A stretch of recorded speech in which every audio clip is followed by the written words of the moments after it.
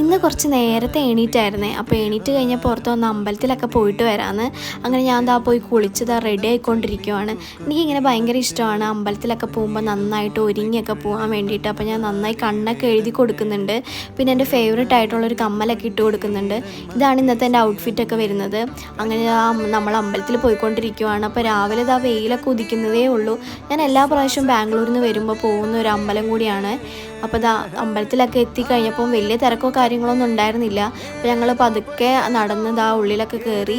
അതിനുശേഷം നമ്മളവിടെ ചീട്ടൊക്കെ എഴുതി അങ്ങനെ നമ്മൾ ഉള്ളിൽ കയറിയായിരുന്നു. പക്ഷെ ഉള്ളിലൊന്നും വലിയ തിരക്കൊന്നും കാര്യങ്ങളൊന്നും ഉണ്ടായിരുന്നില്ല. അതുകൊണ്ട് നന്നായിട്ട് നമുക്ക് തൊഴാനൊക്കെ പറ്റിയായിരുന്നു. പക്ഷെ പുറത്തിറങ്ങി കഴിഞ്ഞപ്പോഴാണ് നല്ല ക്യൂ. പിന്നെയാണ് നമ്മൾ അറിഞ്ഞത് ഇന്ന് അക്ഷയ തൃതീയയാണെന്നുള്ള കാര്യം. അങ്ങനെ ഞങ്ങൾ അമ്പലത്തിലെ പരിപാടിയൊക്കെ കഴിഞ്ഞതാ തിരിച്ച് വീട്ടിലോട്ട് പോവുകയാണ്.